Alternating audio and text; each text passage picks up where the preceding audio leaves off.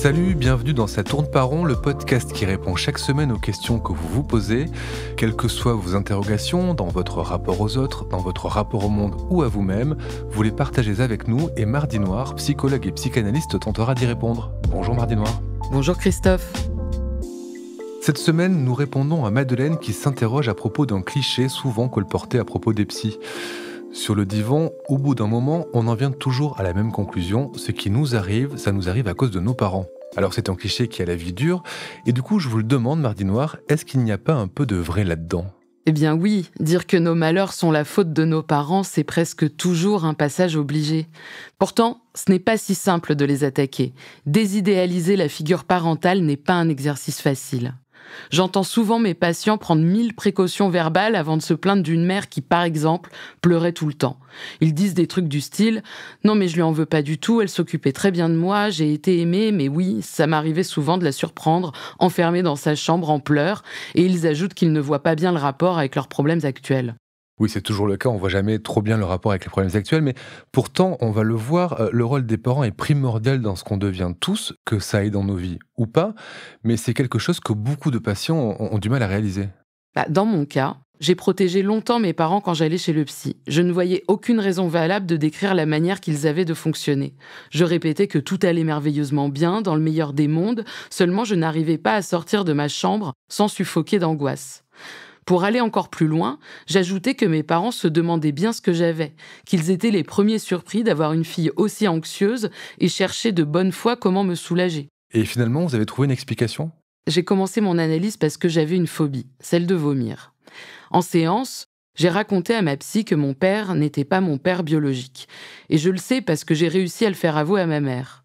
Mon père n'était au courant de rien. J'avais forcé ma mère à le lui dire, et moi qui pensais que me faire confirmer cette faute par ma mère me soulagerait, pas du tout, ça a été tout l'inverse, la phobie s'est amplifiée. Et en fait, ces histoires d'infidélité me travaillaient depuis longtemps. Et ma phobie est d'ailleurs apparue peu de temps après que j'ai demandé à ma mère si elle avait trompé mon père. Mais attendez, pourquoi vous aviez posé cette question à votre mère ? D'où elle vous venait cette interrogation ? C'est exactement ce que m'a demandé ma psy. Ma première réponse, ça a été « je sais pas ». La psy m'a dit de réfléchir, de creuser un peu, et c'est là qu'une anecdote m'est revenue. Celle du hamster. J'avais demandé à mes parents de m'en acheter un. Et mon père avait refusé. Le drame. Bref, ma mère avait fini par céder. On avait été toutes les deux dans une animalerie et on avait ramené le hamster à la maison. Sauf que je devais le cacher à mon père. J'avais réussi ce tour de passe-passe pendant 3 semaines. Finalement, mon père l'avait su, avait gueulé qu'on n'en faisait qu'à notre tête et qu'on faisait des trucs dans son dos. Et puis, il avait fini par bien aimer ce petit rongeur. Ok, c'est une super histoire, mais quel est le rapport avec vos parents, l'infidélité de votre mère, avec vous et surtout avec le sujet de ce podcast ? En fait, il ne s'agit pas de faute parentale ici, mais d'un ensemble de constructions, de non-dits, d'interactions entre ma mère et moi, mon père et moi, entre ma mère et mon père. En fait, le souvenir du hamster est venu au bout de 9 années d'analyse. Et c'est ce souvenir-ci qui a été majeur pour que je puisse comprendre ce qui se jouait pour moi avec mes parents. Le côté drama, oulala, ma mère a trompé mon père et je suis née de cette infidélité, c'était limite une carte d'identité, mais je n'en tirais pas grand-chose. Et puis, en racontant la ruse de ma mère et moi vis-à-vis du hamster, j'ai capté que mon souci, c'était pas que mon père n'était pas mon père biologique. Mon souci, c'était que j'acceptais d'être la partenaire secrète de ma mère. Tout ça couplé au fait que mon père ne voulait pas trop savoir ce qui se tramait derrière son dos. C'est donc l'histoire du hamster qui vous a permis de comprendre les rapports un peu problématiques entre votre mère et vous. Oui, analyser cela, c'était à la fois d'ailleurs libérateur et mouvementé. Je craignais un peu le retour de bâton. Ma mère était un peu interloquée les premières fois que je lui ai dit « Mais tu me saoules à te plaindre de papa auprès de moi, on dirait qu'on complote, j'ai pas envie de ça. » Je voyais bien que ça l'embêtait, c'était sa soupape. Bref, j'avoue qu'aujourd'hui, je continue encore un peu de le faire avec elle, mais je le choisis. Je sais un peu mieux ce que je fabrique dans cette histoire. Donc finalement, pour revenir au sujet de ce podcast, c'était quand même un petit peu à la fois la faute de votre mère et puis aussi un petit peu de la vôtre. Une chose est sûre, les parents font toujours mal. C'est donc forcément de leur faute si ça ne va pas. Mais est-ce que c'est soulageant de le constater ? Que ce soit une faute inhérente à la fonction de parent ou une faute réelle, au-delà de l'inventaire des carences, des excès, des violences, des non-dits, des absences ou de l'obscénité, la question est toujours la même, qu'est-ce qu'on peut en dire ? Nous sommes soumis à des représentations collectives, mythologiques de la famille. Du rôle de la mère qui fusionne avec son enfant, qui lui donne confiance et intégrité corporelle, et du rôle de père qui les sépare, pour éviter que le lien mère-enfant devienne trop exclusif. Mais la vérité, c'est que le père de la vraie vie est souvent très éloigné de cette histoire et se contrefiche que sa femme et son gosse soient toujours fourrés ensemble. Il est ravi de sortir avec ses potes, de passer des heures devant la télé avec sa bière ou juste de n'avoir tout simplement pas à se mêler de cette affaire qui l'embarrasse. Ou alors, il prend son rôle très à cœur, peut-être même trop à cœur, et il caricature l'idée qu'il est le tiers séparateur.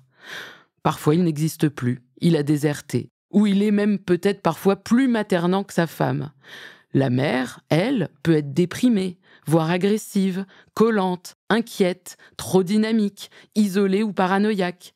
Les mères peuvent être deux, les pères aussi, avec toutes les qualités et les défauts mentionnés ci-dessus. Parfois, il y a une belle-mère gentille et un beau-père pervers, ou l'inverse. Bref, vous l'aurez compris, le schéma type n'existe pas. Cette triangulation classique du papa et de la maman avec l'enfant est un mythe. Oui, sur la photo de famille, c'est bel et bien ce qu'on voit, une famille totale, figée, parfaite, mais croire en cette représentation est un leurre. Au quotidien, il y a toujours un trop ou un pas assez. Et se focaliser dessus s'avère à terme une impasse. Donc, aucune famille n'est parfaite, et ça veut dire qu'on va tous mal au fond ? Pas tout à fait. L'idée n'est pas de savoir si votre éducation a été normale ou non. La plupart du temps, elle est pathogène, la belle affaire. Mais qu'est-ce qui, à votre mesure, dramatise votre vie ? Elle est là la question pertinente. Construire une narration, s'intéresser à son histoire, à celle de ses parents ou de ses tuteurs, de leurs rencontres, bonnes ou mauvaises, de leurs mésaventures, de leurs divorces. Est-ce qu'ils s'aiment ? Comment ? Pourquoi ? Qu'est-ce qui entoure votre venue au monde ? Quels discours ? Quelles douleurs ? Quels abandons ? En fait, c'est dans les détails, dans des paroles qui semblent anodines, dans les plus petits méandres des uns et des autres, que votre énigme, à votre échelle, et c'est déjà beaucoup, peut se résoudre en petites parties. Ne plus trop subir cette place que vous ne comprenez pas, mais que vous occupez quand même. Il s'agit de l'habiter avec un peu plus de connaissance et de dignité et comprendre comment un dommage inévitable peut devenir une dramaturgie. Merci Mardi Noir d'avoir rassuré ou déprimé, on ne sait pas, les parents qui viennent d'écouter ce podcast. On se retrouve la semaine prochaine pour un nouvel épisode de Ça tourne par rond. D'ici là, n'hésitez pas à poser vos questions en nous écrivant à l'adresse mardi.noir@slate.fr. Vous pouvez retrouver Ça tourne par rond chaque mardi en podcast sur Slate Audio et sur toutes les plateformes de podcast et à l'écrit chaque jeudi sur slate.fr. Ça tourne par rond est un podcast de Mardi Noir produit et réalisé par slate.fr sous la direction de Christophe Caron et de Benjamin Septem-Ours. Montage et réalisation Aurélie Rodriguez. Prise de son Benjamin Septem-Ours. Musique Sable Blanc.